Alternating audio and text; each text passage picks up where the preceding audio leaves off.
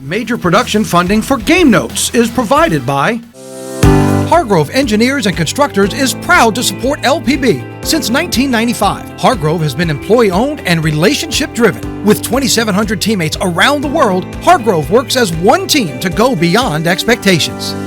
You have what it takes to begin your journey: curiosity, ingenuity, intellect, determination.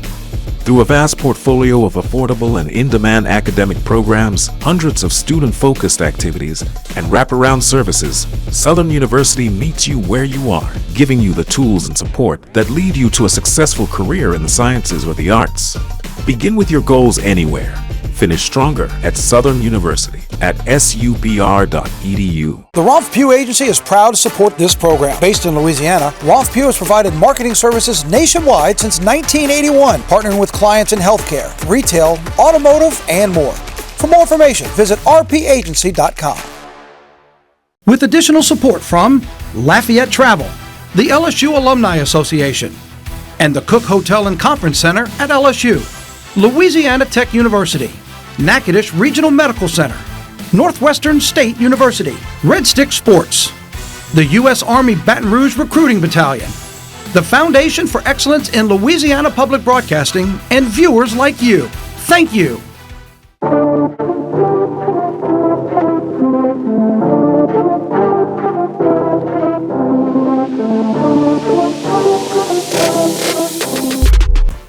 Oh, there's no better time to talk Louisiana college football than on a Sunday night, and no better place than right here on Postgame Notes on LPB. It's great to have you with us. He is my Super Bowl champion partner, Scott Shanley, and I'm Victor Howell. You know, Scott, it always seems to happen around this time of the college football year. Look on the national scale. Oregon had a close one. Indiana had a close one. These teams start to feel like there's some things that they're really playing for when it's on the line. We had a couple of them for our state teams this weekend. It gets a little tight. They get tight, and you find if you can win in different ways. Teams get used to winning in a certain way, and then you get into late October, early November, and other teams have all your film. They know what you do well, and they're trying to stop it. Now, can you take advantage of what they're trying to do to you? So, yeah, a couple good games yesterday, but those types of wins galvanize you for the playoffs and help you later on down the road. Yeah, we had a lot of drama for several of our teams here in the state, some on the positive side, some on the heartbreaking side, and we are going to get to it here in the next 60 minutes. Here's a look at what's coming up. Here on this edition of Postgame Notes, we'll go to Titletown in Tuscaloosa. The LSU-Alabama game, kind of an afterthought for the last week and a half, but they finally got to it on the field. Unfortunately, more disappointment for the Tigers. How about that mega showdown in the Southland Conference between Southeastern and Lamar? It was a slugfest. We'll take it down and show you the highlights there. And then the agony of defeat, maybe the agony of the foot, a career long that put the Bulldogs on the short end against Delaware. All of that and more coming up here in the next 60 minutes. But let's start in the American with the Tulane Green Wave, who 1 week ago against Texas El Paso, or Texas San Antonio rather, the only way you could describe it is flat out disappointing. They got blown out in the Alamo City, but now there was a chance to rebound. They were up in Memphis off of Beale Street, taking on a very good Tigers team that right now was in the guide position in terms of being one of the teams to get into the playoff system from one of the smaller conferences. Well, two of the hotter names in the coaching carousel right now, Ryan Silverfield from Memphis, and of course John Sumrall for Tulane. First play of the game, Jake Retzlaff showing what kind of night it was going to be. Drops back to pass, hits Shaz Preston in stride, drops it perfectly. 65 yards. Scott, when we look at it again, basically Shaz Preston said, I can outrun you, and he just goes. This is why you get those playmakers on the outside, because you get these one-on-one matchups. You give the quarterback time. You have a good quarterback. He can make that delivery. Then you make him pay with speed down the field. Just go deep, and I'll hit you, and he did. And Tulane, just like that, has the 7-0 lead. But Memphis answers. They've got a very good quarterback, too, and Brendan Lewis. He goes down the middle to Jamari Hawkins. 55 yards, almost the same looking type pass, just going the other direction. We are tied at 7. But back come the Green Wave. It's a 10-play drive, capped off with Javen Gordon getting into the end zone from 5 yards out, and it's 14-7, Tulane on the road. Very first play of the second quarter, Arrington Maiden looks, keeps, goes. He's running 21 yards untouched to the end zone, and we're tied at 14. But Tulane comes right back. 6 plays, 75 yards. How many times have we seen this from Jake Retzlaff? 33 yards, he takes it into the end zone, and it's 21-14. Tulane defense gets a stop, and that leads to a 3-play drive. Retzlaff to Anthony Brown-Stevens, 54 yards, and at this point in the ballgame, Retzlaff has not had an incompletion. It's 28-14 Tulane. Memphis threatens inside the 23rd and 11. Brendan Lewis gets the sack. Huge play for Tulane's defense. Memphis has to settle for a field goal. Tulane, though, does not settle. Once again, going 75 yards, Retzlaff hits Preston again for another touchdown. Shaz Preston, how many do you have? 2. 35-17, Tulane is on top. Tulane opens the second half with a field goal, makes it 38-17, but we go to the fourth. First play of the quarter. Frank Peasant keeps it, takes it in from 2 yards out. It's 38-25. Green Wave then go 3 and out. It's offsides on Tulane, so it's a free play. Memphis takes advantage of it, and look at the catch. Brendan Lewis to Brady Cluse. Look at the catch he makes. An incredible catch. It's 38-32. But under 2 minutes to go. Tulane can put it away with a first down, and Jake Retzlaff gets the first down. On 3rd and 4, he gets exactly what he needs. He hits the turf, and it's a big-time bounce back for Tulane as they get the win on the road at Memphis, 38-32. I'm so proud of our guys for their resiliency, for their response. We talked a lot about response this week, and just bad things are going to happen sometimes, and it's not always going to be pretty. It's not always going to be perfect. There's going to be, sometimes you're going to stumble in the game of football and in life, but nobody's going to feel sorry for you. And sometimes people are going to be negative about you, and you just got to keep showing up and have a good attitude and go back to work. And I'm proud of them doing that. I thought, man, it's so cool to see how our group responded. Very, very proud of them. Throughout the year, man, we've had that success, and we just did a great job finishing drives in the red zone, especially. I think that would be the highlight of the night in the first half is we finished drives in the red zone. And a couple of them we didn't even need to because we're taking those shots and we're catching them and scoring with them. And I think that's goes to show these receivers, man, they're playing at another level. Those guys who made plays tonight, they caught and scored. And it kind of took, looking back at what we did, it kind of took a realization to be hey, there's some stepping up that needs to be done. You know what I mean? So whether it is, and it helps that Sam Howard is back first and foremost, you know what I mean? But other than that, there is some stepping up that needs to be done. And so we took the time to kind of look at ourselves. We got together as a defense, and we just made that the emphasis all throughout the week. I mean, our season at this point in time is a championship game every week. There's no other options about it. And so for us, we knew we had to be 1-0 this week. And that's what we say every week. But the stress is obviously higher and higher. November football is what they remember, right? November games is the games they remember. And so we knew we had to win this one. And also November games is who decides to go to what championships and whatnot. And so that's a good football team, and we play well. It's not about the next 3 games. It's about just hey, let's wake up tomorrow. Let's go to the training room. Let's get our guys' bodies right. Let's Sunday give them an academic day, and then let's Monday get ready for the next one. I don't know that this team right now, we're mature enough to worry about okay, we're in control of our own destiny. Let's go worry about the next 3 weeks. Let's just freaking worry about today. I'm worried about all those dudes showing up to the airplane in about an hour with their IDs. That's what this group's coaching right now. This group, I'm worried that they all have their ID when we go back to the plane. Retzlaff's just the best. 38-32, Tulane gets the win as Retzlaff throws for 375 yards, 4 touchdowns, that 1 rushing touchdown plus 3 through the air, 6 sacks and 10 tackles for loss for the Green Wave defense, who are back in action next weekend with those sweet new Threads at home when they take on Florida Atlantic. You could tell, Scott, listening to them, they took that loss at Texas San Antonio personally because they got run out of the arena, the Alamo Dome, 1 week ago. But what a great response to go to a team in Memphis that's leading the charge to be in the playoff system. Now Tulane put a big print into that. Yeah, and I think going back to last week, what was so shocking about that loss on the road is Tulane's won the most games of anybody since 2022 on the road. So they got shocked. But I think a great sign of a well-coached team and a high-character team is how you bounce back from adversity. Every team faces adversity, no matter where you are, what level of football you're playing, what sport you're playing. It's how do you bounce back from it. And I think there's a very well-coached team to come out, run up 35 points in the first half against a Memphis team who's had 1 loss on the year.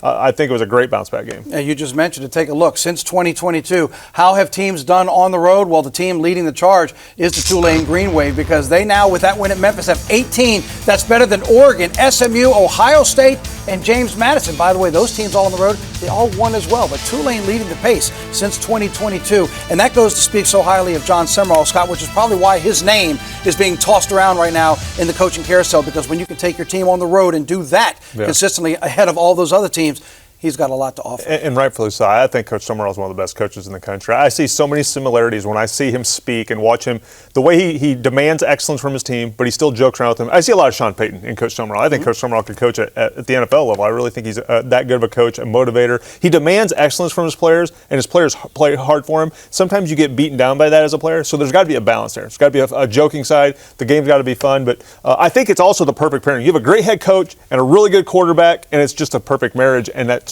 filtrating out through the rest of the team. Speaking of the quarterback, let's take a look at Jake Retzlaff in action, because what a first half he had. As we mentioned, he had to throw his first incompletion. Actually, his first incompletion wasn't even an incomplete pass. It was a drop. He hit his tight end right in the hands, who dropped the ball. But he was so red hot in the first half. Hit his first 10 passes. Now, there was some regression, Scott, in the second half because the offense went cold. More on that in just a moment. But we have seen how good Jake Retzlaff has been, considering he got to campus so late in the offseason, yet has really picked up the system to lead the charge. He's been outstanding. He's been one of the best portal transfers of the offseason. I think when you look at his fit into what Tulane's asking him to do, early in the year it was his legs. He utilized his legs. He found a way to get it done. Now you see the passing game come alive. There's weapons on the outside. They're making explosive plays down the field. That makes them dangerous. They held on in the second half, got a little bit conservative, let the defense do their thing. But I think when you get things going with the legs and now deep downfield, defense is going to have a tough way of knowing how to defend you. Okay, so to that point now, in the second half, there were 0 passing yards in the fourth quarter for Retzlaff, 22 rushing yards in the fourth quarter. The second half overall was sluggish. The fourth quarter was abysmal. But then we go to your side of the ball, because it was time for the defense to step up, and they did in a big way. When the offense went cold in the second half, and specifically in the fourth quarter, here's what the defense was able to do for the Tulane Green Wave. They needed to step up on the road. Memphis is getting that momentum. So what did that Green Wave defense do, Scott? 2 sacks in the fourth quarter. They got an interception, and then there was a fourth down. Memphis had to get it, and Tulane denied it when you needed it the most. Complimentary football, the defense came through. Making plays when they matter the most, that's what it's about. Sometimes it's hard to play defense when you have a lead, as crazy as that sounds. You know, we had number 9, Drew Brees, for a while, where they jump out to leads, and now you're playing prevent defense really the whole second half. So you're playing basic vanilla coverages. Sometimes offenses take advantage of that, but it's about making the plays when they matter most. Memphis scored 2 touchdowns in the fourth quarter. Things got a little tight, but then they stepped up and said, let's clinch this thing. We're not going to lose another one. Big win for Tulane on the road before they return home next weekend. A lot of hype for that game. There's usually a lot of hype when LSU takes on Alabama, whether it's in Tuscaloosa or whether it's in Baton Rouge. But because of what has happened over the last 2 weeks in South Louisiana, as we mentioned on Saturday morning show, the football game has kind of been an afterthought between Alabama and LSU. The Crimson Tide, they were left for dead after losing to Florida State to start the season. Now they're top 4 in the country. Meanwhile, LSU was at one time number 3 in the country. Now left for dead. Coaching changes, a new president, a new chancellor, a new athletic director, all led to what happened Saturday night in Tuscaloosa. Let's take you back to the highlights and show you how things played out. Look, it's always a big one. There's Frank Wilson making his interim head coaching debut for the LSU Tigers, and here come the Tide. Defense, remember what Frank Wilson said. We want to be more physical. They actually practiced more physical. Well, early on, they've got their shot. 3rd and 1, and look at the defense make the stand. So you know what Alabama says? We're going for it. 4th and 1, and look at the defense collapse again. Absolutely no yardage, and they are pumped, making the big stop. West Weeks watching his brother West Weeks on the floor. Coach Baker thrilled with what the defense can do. LSU then gets it on the offensive side. Early on, fumble for Harlem Berry, but guess what? It turns into a positive play for LSU. He loses the ball, but the Tigers jump on it, but maybe a thing to come, a sign of things to come. Then Nuss to Nick Anderson. He makes the catch, 16 yards. First down. Damian Ramos then in for the field goal, and pushes that one off to the left. Special teams has actually been a little bit of a struggle when it usually isn't much of a struggle for LSU. Next possession, Nussmeier back to pass, hits Bauer sharp. He gets 13 yards but loses the ball. And Scott, I know y'all are taught this on defense. I'm not even sure if that's a punch. Yeah, they're teaching. We used to strip the ball. Now they're teaching the punch technique for these linebackers and DBs coming from the blind side. So as a ball carrier, you have to cover that ball at all 5 points. Nikkei Hill-Green punches it out literally, and it puts the Crimson Tide in business, but the defense does hold. So Alabama has a 45-yard field goal. They make it, and it's 3-0. Early second quarter, Harlem Berry, there he goes, finds the hole. This is what LSU has been looking for. We've seen them get one here or one there, but you need some more consistently. 37 yards, maybe that's a sign of things to come. Or not. Ramos from 30 yards when the offense can't do anything else. We're tied at 3. Next Bama possession, Daniel Hill powers his way in from 4 yards out. It's close. They had to look at it, but the ball crosses the plane right there. It's good. It's 10-3. Alabama. Under a minute to play in the half. Ty Simpson is going deep. And let's hear Brooks is there. 53 yards. Unfortunately for LSU's defense, we saw too much of this. Big splash plays by Alabama's passing game. Next play, Simpson to Ryan Williams. 13 yards on this one as he climbs the ladder to get it at 17-3, Alabama. Same score, Tigers inside the 15, 3rd and goal, and Nuss is going the wrong way. He turns right into the defender. That's a sack and a loss of 14, and that would be the last time we would see Garrett Nussmeier on the field for the night. Ramos comes in, gets another field goal at 17-6. Tigers still in shouting distance. Early 4th quarter, Michael Van Buren is in at quarterback. He finds Chris Hilton. Chris Hilton's still playing? We ain't even seen him. He went to media day. We ain't even seen him at all. The young man makes a huge play there. And LSU's moving. 3rd and 13, Van Buren on a rope to Berrien Brown. 19 yards on that catch. 1st and goal. Now Van Buren takes the loss. Trying to stay alive, tries a juke move, doesn't work. It's a sack of 10. So both teams would make more field goals, and that's it. Alabama wins. LSU does not see the end zone. Final score of 20-9. A bit of the same old, same old. Here's Frank Wilson after the game. Here's what we asked of our team, that they go out and compete and play with a style and brand of football representative of our university. I thought we did that. I thought we played hard. I thought we competed throughout the duration of the game. At the end of it, our best wasn't good enough tonight, so we finished 2nd. But I thought there were some good things that happened, and there's some things that will continue to need to improve on. We need to take care of the ball a lot better than we did. 3 of them on the ground, 2 of them picked up by the opponent. And that was the difference in the game for us. And so I told the team, pick your heads up. You fought, you competed. There's no moral victory, but there is a lot to be said for how we played the game. I thought our defense played extremely well. You take away some of those big plays that we gave up. They weren't necessarily drives that they just took down the field, but they did get behind us a couple of times. I thought Blake Baker, our defensive staff, did an outstanding job game planning. I thought they gave us opportunities to be able to compete. I think, they didn't rush the ball extremely well. We contested passes like we said we wanted to do, and eventually we were able to start moving the quarterback off of his mark, which was advantageous for us. You look at us in our preparation, you look at us in pregame, you look at how we played this game. That wasn't a team that had quit in them. That wasn't a team that was submissive or not willing to fight back. It just wasn't our day, unfortunately, to capitalize or to win the football game. But I thought our kids handled the 2 weeks well, and I thought they did some things well. When you're playing against a team like this and you have opportunities, you have to seize the moment.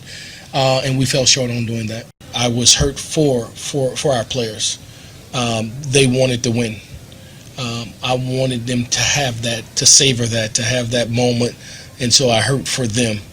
They were extremely disappointed in the locker room because they prepared so hard and so well, and so the key was to let them know, pick your chin up, hold your head high, and we'll continue to build off of this, that there is no disappointment, although unfortunately we didn't get the win. The way you played mattered most.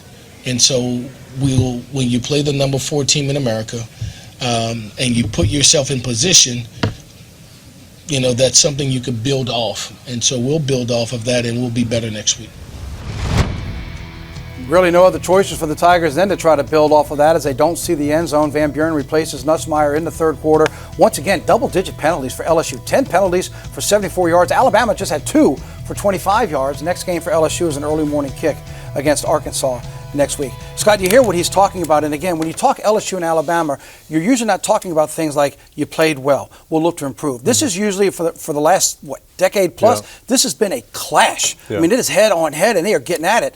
Not so much right now. It just kind of defines the way this LSU season has gone. Yeah, when you look at this LSU season, you went from the start of the season, an impressive road win against Clemson, talking about SEC championship, national championship, playoffs, to now you're potential start of the season top 3 pick in the draft quarterback is being benched. I mean, a lot has happened in a short amount of time at LSU. Now it's just about figuring out, they still have great recruiting classes, and that's to your point. When you get LSU and Alabama together, it's a lot of 4 stars, a lot of 5 stars playing, and you'd expect that type of matchup every single time these guys play. We heard Frank Wilson say the team had to run more. They still only wound up with 59 rushing yards. So they actually outrushed Alabama 59-56, but still, it's not there. You passed more than you ran the ball. It's just that consistent. There's just a question. What's missing? There is something that's missing. Yeah. Everybody, they fired a coach now. They got a new AD. They're on a new coaching search. Somebody's going to find that golden nugget of what it is. Whatever it is, it's missing right now. And when you have that question, everybody has that question. It's not just on the outside of the locker room. Guys in the locker room have the same question. What do we have to do? What's going on? What position group needs to play better? But I know this. If I'm a defense coordinator in the country right now, and my defense isn't playing well, I'm doing what Coach Baker did. I'm walking into the head coach's office and saying, we want 9 on 7 this week because their defense completely transformed. You need those reps to get ready for game type speed, game type environment against a good Alabama team. So defensively, much improved, much better. Effort was there, played the run pretty good. Offensively, it's about remain committed to the game. Trey'Nez Green has to get 10 targets a game. I understand he's talented, but Harlan Berry needs to touch the ball a lot too. Get that running game going and stay committed to it. And, of course, the big question is going to be, what are you going to do at quarterback now? Frank Wilson was asked after the ball game, is Nussmeier now being on the bench, is that going to be a permanent thing? Is he going to be staying there on the bench? Will we see him back on the field? He said, look, I'm not ready to commit to all that right now. But, again, whatever it is not there for Nussmeier. 18 of 21 for $121 before he was subbed out in this ball game. Van Buren came in and showed some of it, but it just goes to the offensive struggles. Whatever Nussmeier has been struggling with this year, it continues. It is, and I think you see that play we just watched as a sack. That was the play that the coaching staff said, no more. We can't do this. You're rolling into pressure. You're not helping our offensive linemen. You can't complain about not having enough time. So that's on Nuss. He cannot deal. You have to step up in the pocket. If you're going to play at the next level, you have to stay in the pocket. I think when I look at it, I'm a little torn on the complete benching, because if you're going to make that move, the backup has to come in and he has to perform. He has to play well. Otherwise, you risk the chance of losing a team, and that's a real possibility, because Van Buren came in 5'11" for 52 yards, and he only had 1 yard rushing. If he's going to utilize his legs, if you're going to make the move, it's got to be the right move. Well, we'll find out if it's a permanent move for LSU when they take on Arkansas next Saturday morning. Outside of Beaumont, Texas, it was the knockdown drag-out we thought it would be. Southeastern and Lamar, 2 ranked teams in the FCS. Southeastern looking to hold on to first place in the Southland Conference. DeAndre Jackson starts out the game with that explosive Lion offense, 34 yards. Big plays were at a premium in this one. That one, he was that close to breaking it and taking it the distance. Next play, Carson Camp to Jalen DiMaggio. 38 yards there, and that offense is clicking. 4th and 1, though, from the 9. Jaden Henry up the middle, and Lamar's defense stands up. Stops them, so instead of taking the points, they get stopped on a 4th and 1 from the 9. Second quarter, Camp under pressure, gets sacked awkwardly. Look as he guys to reach towards his leg there. He would come back and play, but not a very good moment there for the Lions. Under 4 minutes to play now. We are in the second quarter. Robert Coleman, the touch pass to Britton Simmons. He turns the corner and goes 24 yards. 2 minutes to go. Coleman to Ja'Cory Hyder. He goes up the middle for 17 yards. Now under 30 seconds to go. And Coleman rolls and finds Hyder again. Back in the end zone, you can see him there wide open. He goes up and grabs it. First score of the game, it's 7-0 Lamar. Third quarter, Lions get their first points. Guillermo Garcia Rodriguez from 50. And it's good. It's 7-3. 3 plays later, Coleman to Xavier Coleman. And he's going to get popped right there, and the ball comes out. Joshua Randall recovers it from the Lions, and Southeastern's in good shape. But the offense struggled again, settled for another field goal. It's 7-6. 5th play of the 4th quarter here. Major Bowden up the middle with a major play as he gets into the end zone, and it's 14-6 Lamar. Would that be enough? Finally, the Lions get the breakout play they've been needing. DeAndre Jackson takes it up the middle, bounces it left. Look at that cutback. 44 yards later, he is inside the 25-yard line. But once again, this high-powered Lion offense stalled. So it's another, no, it's not another field goal. Jack Hunter, what a call by Frank Selfo and staff. Untouched into the end zone. It's 14-12. Lions go for 2. But Kyle Lowe can't make the move. A great one-on-one tackle. Lions still down by 2. Under 2 minutes to go. Lamar's going to run out the clock. They just have to hold on to the ball. And Major Bowden has a major mistake because he loses it. Bodies on the floor. Lions get the ball. They've got one last chance. but they get 7 yards on 3 plays. So it's 4th down. You've got to get a first, and Carson Camp's ball sails long and out of bounds. A disappointing evening in Beaumont for the Lions. So much on the line, but they only get into the end zone thanks to that outstanding call on the fake field goal. Lamar wins it 14-12. 3rd down conversions, you got to do better than that. 1 for 11, but again, the offense just completely struggled. 56 passing yards, and 38 of those yards came to DiMaggio early in the ball game. Now the Lions will try to regroup next weekend at home when they welcome the reigning South End Conference champs, Incarnate Ward. Let's stay in Texas rather, instead of taking it there. We'll just stay there because that's where McNeese was, taking on East Texas A&M. Fabrizio Pinton kicks this one in the end zone, and before you could ask where are your seats, we've got ourselves a touchdown. That is a 100-plus yard kick return for East Texas A&M. We have played all of about 14 seconds, and it's 7-0 East Texas A&M on top. But hey, the Cowboys don't panic. Special teams blunder or not, they're going to come right back. Jake Strong, no worries. He's going to heave this one up to Cameron Senegal, and he is going to make the catch. 39 yards on the catch in the end zone, and we're tied at 7. Under 3 minutes to go in the first quarter. Nick Johnson with the fair catch, or is this a fair?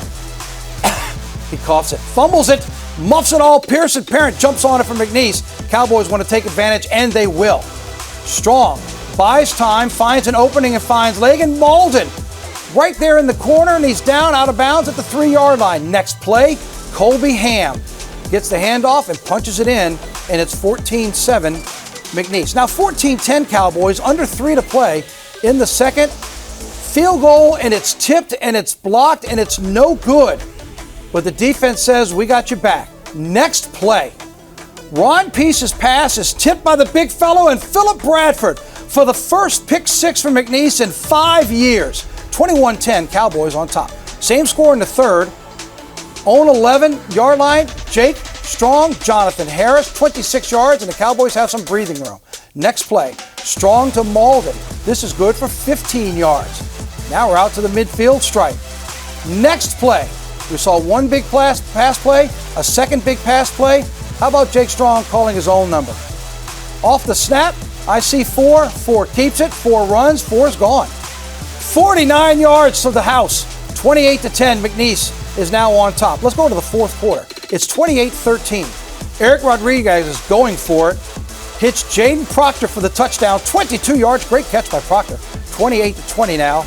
Cowboys up by 8. But McNeese not to be denied on this night. 2nd and 3. Ham up the middle, out to the outside. 21 yards on this game. Later it's 3rd and 4. And Ham closes the deal. 29 yards, he is all alone, waltzes into the end zone. A last gasp effort for the Lions ends with a Javon Davis interception. The Cowboys win back-to-back games for the first time this season as they go to East Texas A&M and win it 35-20. Here's head coach Matt Viator after the game. Hard fought. I mean, really tough game. You know, give up an opening kickoff for a touchdown, and just proud of our players. You know, we fought back.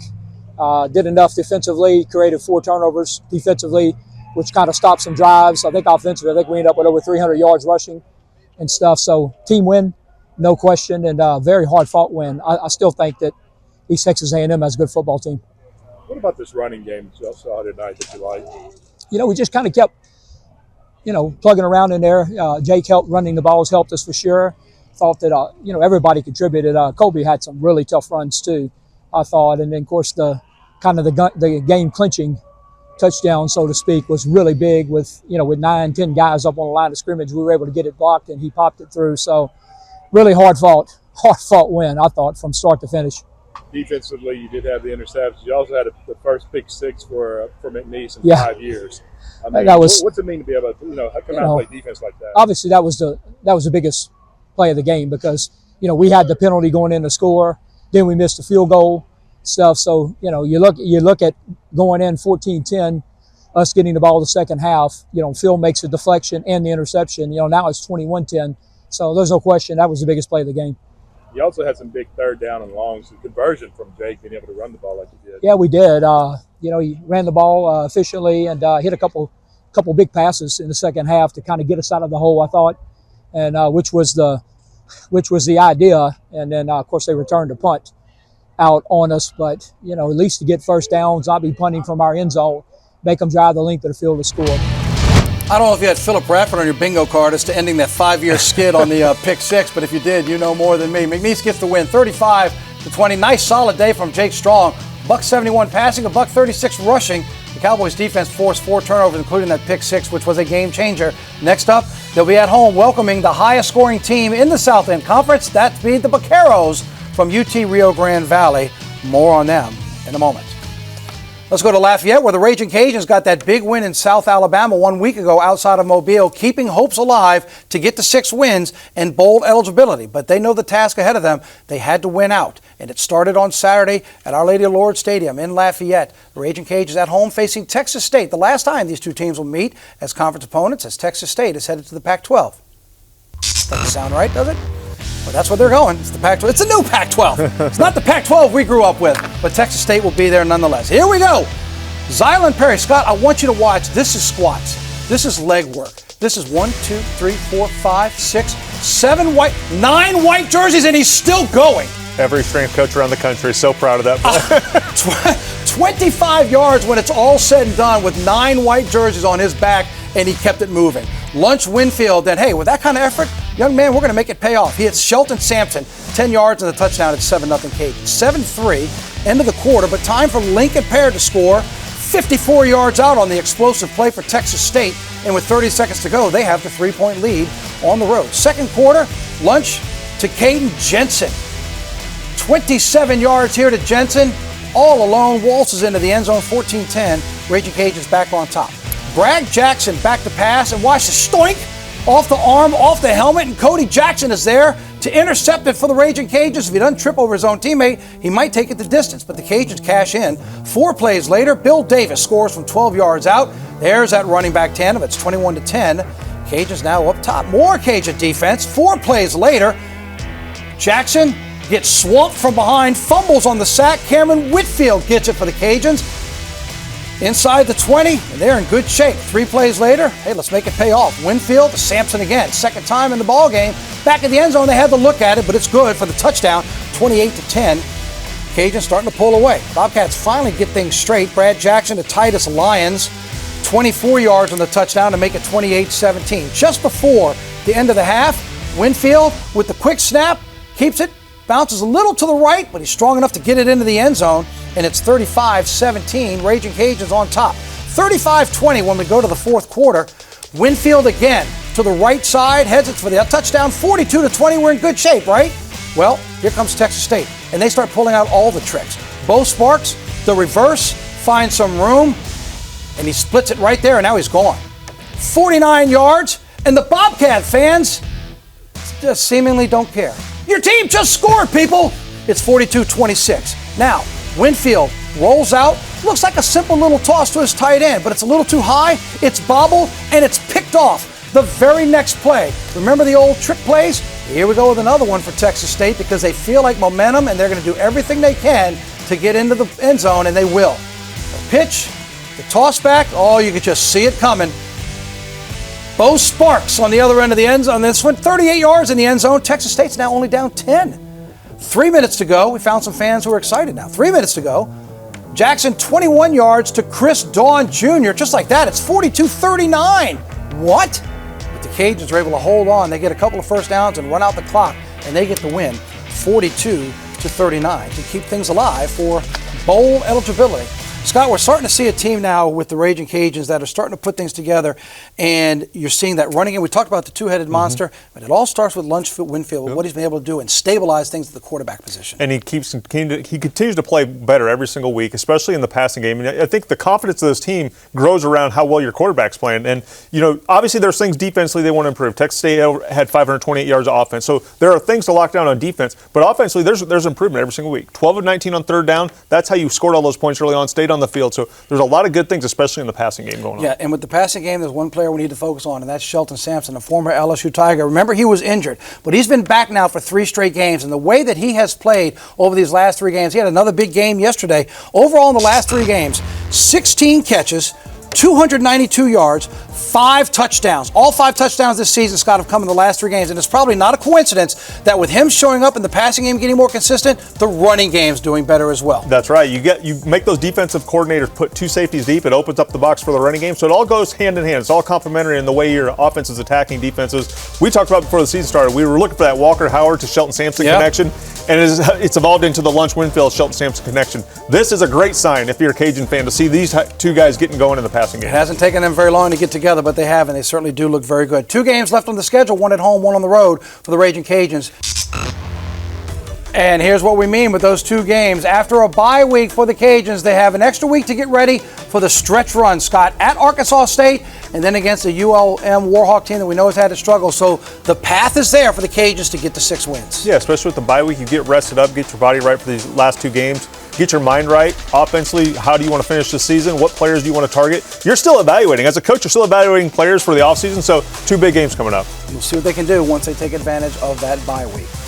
All right, let's turn our attention now to SWAC action. We'll take you up to southern Mississippi, where the Southern Jaguars made the relatively easy drive from Baton Rouge up to Alcorn State to take on the Braves. This streak has to end for some point for the Jags, doesn't it? It's been a long, long skid since week 2 of the season, which was the last time Southern got a win. So could they end this skid up at Alcorn State? Well, Marion Asbury gets the runner. Who? We haven't seen much of him, but he got a lot of the runs early. He goes up the middle for 20 yards right there. Usually we see a lot of Trey Holly early, but we saw a lot of Asbury early. Then Ashton Struther to Malachi Jackson. He's good for 19 yards inside the 10. Did somebody mention Trey Holly? Yep, well, now we're inside the 5, and it's going to go to Trey Holly. He punches it in. Hey, Jags are up 7-0. Look good with some momentum early. Second quarter, Jalen Tolbert to Jamar Khan. Takes a hit, but holds on to it at the 3-yard line. Reggie Davis would then punch it in from 2 yards out. Hits his own man right at the end zone, but is able to crawl across the line. We're tied at 7. End of the first half, Braves are able to get another one on the scoreboard.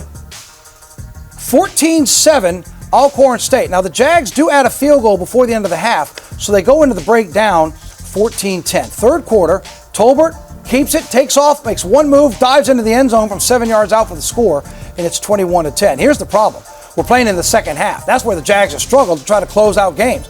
Jags had to punt it away, and then just over 2 minutes later, the Braves come right back. Tolbert to Amarian Blakes, 18 yards and the touchdown. It's 28-10. Jags offense stalls again. Again, they give it up, but this time the defense steps up. Tolbert back to throw. Landon Carter has touchdown dreams, and he makes them a reality. Takes it back 43 yards, and it's 28-17. Alcorn. Are the Jags trying to make a run? No. End of the third, Tolbert to Tyson Citizen. 5 yards here, he's wide open.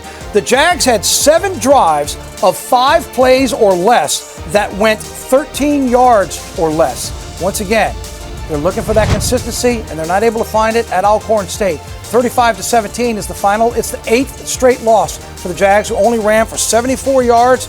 Alcorn State had 259. Next up for the Jaguars, they're back home on the Bluff, where they will face Texas Southern. Let's stay in the SWAC and head up to North Louisiana. Here come the dancers. Here comes the band. Well, they mean business. Bethune-Cookman's in town taking on Grambling. Grambling's looking for 3 in a row, by the way. Up 3-0. Little trickery here. Flea flicker. Hayden Benoit, quarterback, up to Andrew Frazier. 38 yards for the touchdown. Hee. Celebrating for the touchdown. It's 10-0 Tigers. Second quarter, Tiger defense gets some pressure, but Timmy McLean gets rid of it, and Kamani Robinson goes 23 yards inside the 40-yard line. Now third down from the 11. McLean's going to keep it, heads left, gets into the end zone. We are tied at 10. Tigers do respond, though.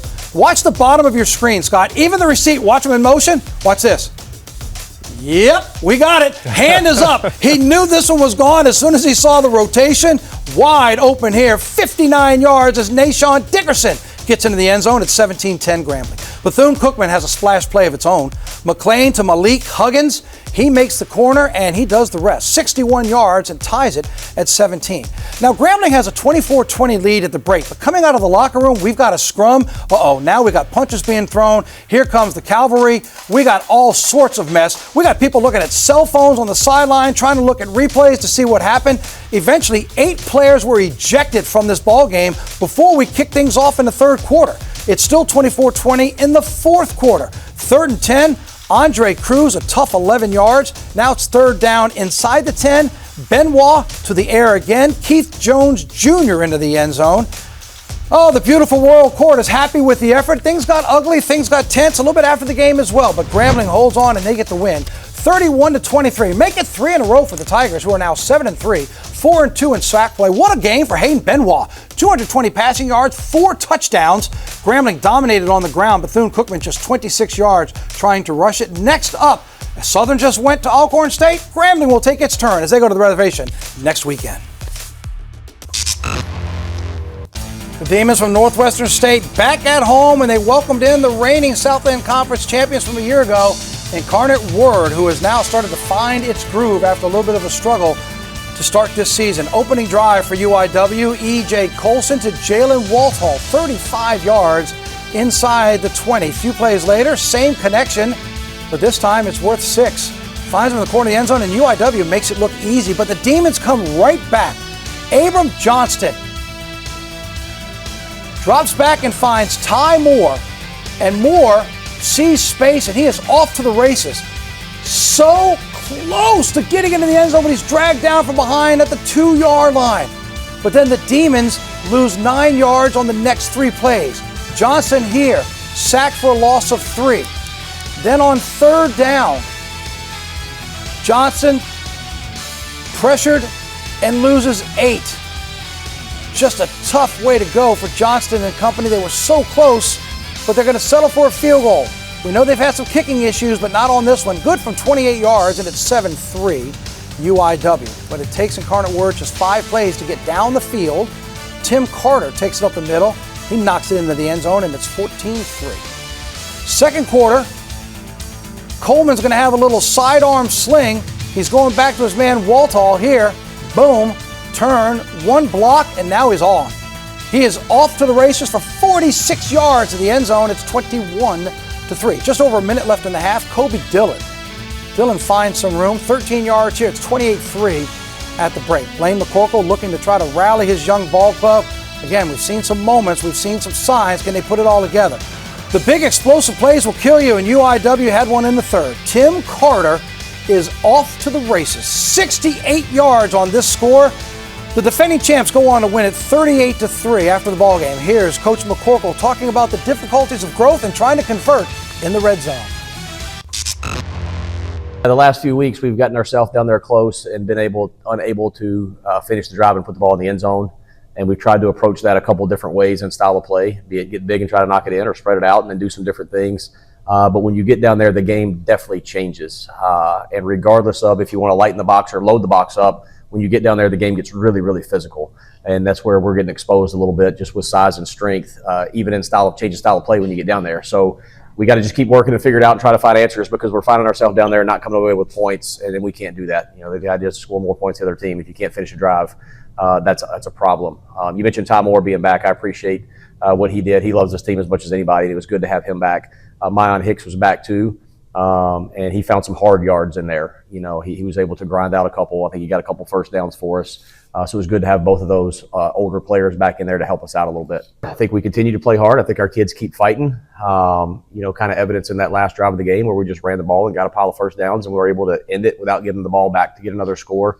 You know, get a 4th and 1 at the end of the game, and I look up and it's all those freshmen there fighting it out to get a 4th and 1. So I'm very proud of that. I think in moments, our defense played well. I think in moments, we'll probably see on film that we stopped the run a little bit better than we have in moments, even though we gave them a couple big ones. We've still got to tackle better. You know, technically, we're not tackling well at the 2nd and 3rd level. We're trying to knock people down with our shoulders instead of throwing your chest on it, wrapping up and run your feet. And we work on it all the time. It's something that we've got to get better at. I do think I you know, without getting into the weeds too much, have some reasons, some answers for why some of that stuff's happened, and those things are fixable down the road. It's a little bit of a mindset deal, but it's kind of how the game played out. You know, 38-3 is not a good score. Last time they came in here, it was 66-7. You know, so I guess is that progress? Maybe. You know, we had some things happen throughout the course of the game that people wouldn't recognize that I was not pleased with. And they were reminiscent of a different day and time here, and that will not happen under my watch, and those things will get fixed immediately because we're never going to allow our program to go back to that dark and miserable place. Okay, we're going to be a team, we're going to be united, we're going to love each other, and we're going to keep moving forward. So those are some things culturally that we will address immediately and get handled. And I think we can. I think we've got a group of really young, really passionate, hardworking kids, and I appreciate them for that. You get the sense he's talking about, and I'm just assuming here, but listening to what he's saying, it sounds like it's more of an issue of staying engaged, not giving up, not wanting to quit, and he's not going to let that happen. But Scott, he also talked about moments. You heard him say the words moments a lot of times. Seems like moments he's looking for is you want to go from a couple plays, right, to a couple of series, to a quarter. Kind of start the stair step, because we saw a big play, great play, 52 yards, gets down inside the 5-yard line. Then unfortunately they went the wrong direction. It's trying to build off that one big play. Now let's make it 2. Let's make it 3. And I think as a coach, you're always trying to convince a player, you want splash plays, but you don't want roller coaster players. You don't want really highs and really lows. And it's a very young team. But I think as a young player, the way you gain confidence from your coach and from your teammates is continually not making the same mistake twice. And I think a player progression is you're going to mess it up. Everybody messes it up. Second time you're going to mess it up, but you're going to know you messed it up. And the third time you get it right. That's the player progression you need to see week in and week out. You can't keep making the same mistakes over and over. Let's take a look at this. This will kind of give you an idea of what we're talking about and give you an example of these young players. He keeps talking about the youth, how young these players are, but you can see what we mean by trying to find momentum and then get consistency, okay? So this is part of the growing pains. You just had 202 yards, but you lost 71 yards in sacks and tackles for loss by UIW. So first play, we go right side, but we're going east-west. UIW clashes on it. It's a loss of 2. That's okay. You come back to the line of scrimmage. Nice play up the middle. Good gain, positive yardage. Things are looking good. But then here's the problem. Johnston gets pressured, can't get out of the way. It's a sack. Let's try it again. Now we've got to make up for those yards again. Scott, this is what we're talking about with that consistency, right? Just trying to find we're not another splash play, just another positive play. It's right, and I think that graphic says everything. 202 yards, but negative 71 yards in sacks and tackles for losses. So the negative plays are making it hard to have impactful plays, having positive plays, having third and manageable, staying ahead of the chains, dictating the game on your terms. So with all those negative plays, your playbook changes, your game plan, how you went into the game completely changes. So you need to find a way to avoid the negative plays so you can keep building positive momentum. Northwestern State is a team that is looking to keep building its confidence. One team that is confident right now, the Colonels from Nicholls. Now have a nice little win streak, and they went out to Southwest Texas to take on the highest scoring team in the Southland Conference, and that is the University of Texas Rio Grande Valley. Let's take out to the road and see if Ian Rodrigue and company could get the job done. The nice wave of momentum that they are riding as of late. They've had a lot of that success at home. Is it a chance that they could get it done on the road? Watch this. Don't mess with the guy from down at the bayou. You hear me? Look, he loses his helmet, and I don't think the Vaqueros realize who he's messing with. His team has changed since they've inserted this young man at quarterback. Yeah. I mean, he's just chatting it up with no helmet. Just get out of my face. But here's what happened. He lost his helmet. He had to leave the game. Deuce Hogan comes in on 4th and 1. Throws it away. Colonel's drive stalls. The Vaqueros, they like to sling it as well. Eddie Lee Marburger to Tavian Cord, 21 yards. Here, now on 3rd and 4, Marburger's going to roll, hits Tony Diaz, back corner of the end zone. You can see him making the move to the corner. He gets it at 7-0, UTRGV. But these are the newly confident Colonels. Rodrigue quickly to Jackson Dufresne on 4th and 2, and that's good for 15. That leads to a Mikel Brock Jr. touchdown. Can't find any room in the middle, so he bounces it to the outside, and we are tied at 7. Later, it's a little pitch and catch here for UTRGV. Marburger to Nathan Denny, just over the top. That's good for 23 yards. It worked so well the first time, they'll do it again. It's Denny. This time on the handoff, he takes it in. 14-7, Vaqueros. End of the half. Rodrigue up the middle. Now forget the graphic for a moment because Nicholls does not have a timeout left. So instead of throwing to the sideline, he throws it to the middle. Tick, tick, tick, tick, tick, tick, tick. We're under 5 now. They got to get the ball to line up to try to punch it. They're 7 yards away, but time runs out. Didn't throw it to the sideline to have a chance to get out of bounds, and the Colonels miss an opportunity at the end of the first half. Third quarter, Marburger swiped by Travian Moore off the deflection. He brings it back 20 yards, and the Colonels are in good shape. In fact, it's so good that 2 plays later, Rodrigue hits Everett Hunter. 16 yards here on the completion. Gets it into the end zone at the pylon. We're tied at 14. But the Vaqueros respond. Denny again from 7 yards out. It's 21-14. Let's go to the fourth quarter. Here's the tough break. Rodrigue keeps it, runs, but gets the ball popped out. Take another look at how close this was, but you'll see it towards the end right there when it gets knocked out of his hands. Rio Grande Valley jumps on top of it. Marburger Then Marburger, splashes with 44 yards to Tavian Cord, and that makes it 28-14. It was the separation that they were looking for. The Colonels don't quit, though. Shane Lee comes back from 8 yards out, takes it in with 6 minutes to go. Once again, it's a one-touchdown game. Unfortunately for the Colonels, that's the last time they would visit the end zone. Tommy Rybacki's team, as Scott mentioned, this certainly is a different-looking team with new confidence, but they come up short. 28-21 is the final. Roderick throws for $175, runs for another 23. The Colonels lost 2 fumbles and gave up 7 points on turnovers. Look at that final margin. Next up for the Colonels, they will be at home against the Demons from Northwestern State. Oh, what a game this was. Louisiana Tech on the road at the newest member of Conference USA, Delaware.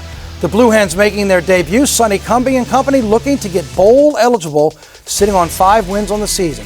Some early outstanding defense for Louisiana Tech. 1st and 10, Bulldogs pressure, forces a loss of 5. Joe Silver had nowhere to run. 2nd and 2, and Silver's gaining a lot of real estate. East and West, that's the kind of real estate you want. It's a loss of 4. Their outstanding quarterback, Nick Minicucci, goes to the air, and he's picked off by Jakari Foster. That's the 14th interception for Louisiana Tech's defense this season.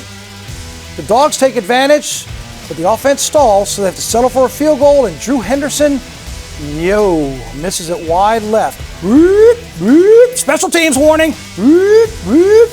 More on that in a moment. 3-0 Hens, end of the first quarter. Clay Tevenen, 37 yards. He breaks into the end zone, and we are up 7-3 for the Bulldogs. 2 plays before the score, though. Blake Baker on this play.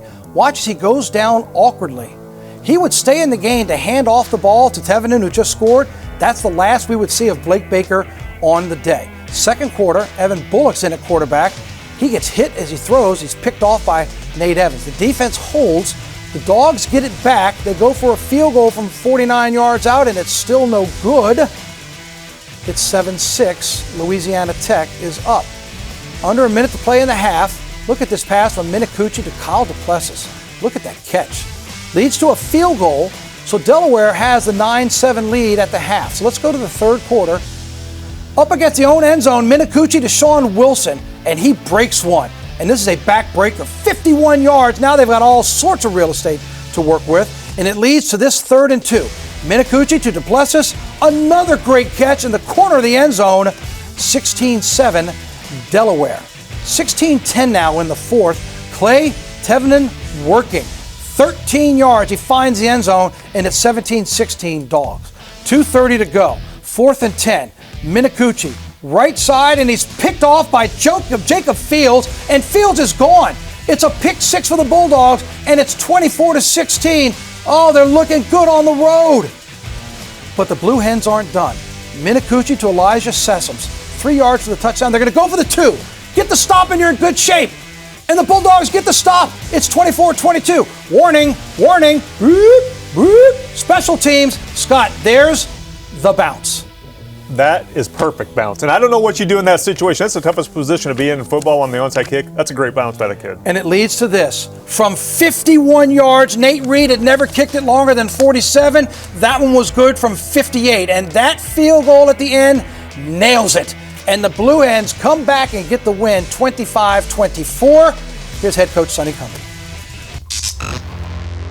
Mathematically, it's really hard, and so that obviously is and was one of our goals. We want to try to get a bowl championship, and try to get to a bowl game, and so that's another one of our goals that's still out there for us to achieve. And we've got to make sure that we respond the right way with this and to bounce back, because this is a tough one, and but it doesn't get any easier. In the next 3, 2 of the next 3 are on the road, against good teams that are playing well, and then we've got a really good Liberty team coming home for our last game. So it'll be a big challenge for us down the stretch. I think that the players, I think they did a really good job of keeping their same demeanor and understanding that they had a job to do from the standpoint of execution, whether you had Blake in, Evan in, or Trey in. And so, I was pleased with us from an offensive standpoint, from that area. I thought that Clay and Wiggs ran the football extremely hard and physical and made big plays. I thought Andrew Burnett did a nice job when he came in, and we've got to be able to hit some of those shots when it's man to man. Whether it's the throw or the guys going up making a play with Evan. And, I think they're going to have to continue to find a rhythm with Evan and Blake, with both of those guys, as far as going through playing both of them, because that's what it's going to look like, moving forward. If Blake is out a significant amount of time, that's going to have to be our answer, and they're going to have to do a good job of that. Bulldogs are going to evaluate Blake Baker. Long trip back home. They're going to look at him today and then on Monday to get an idea. Here are the standings now in the Conference USA. Still sitting on 5 wins. They're still going to play Liberty and Missouri State. That third game he talked about is next weekend. They're going all the way to the west to Washington State. And Scott, it just speaks to the fact here quickly as we wrap up. Special teams, all three phases of the game, and unfortunately, special teams let Louisiana Tech down in various ways. Yeah, the missed kick early in the game, then the onside kick there. It was more a great onside kick than anything that Louisiana Tech did, but you don't even want to be in that position. I think the one thing is you need to find a way to play better on the road, but Blake Baker going out really changed the offense. Yeah, we're going to see what they can do now to prepare this week and see if Blake Baker can indeed come back for when they head out to the Northwest to take on Washington State. That's going to wrap it up for this weekend. We're so glad you joined us. For Scott Shanley, I'm Victor Howell. We'll look forward to seeing you next week for more game notes right here on LPB.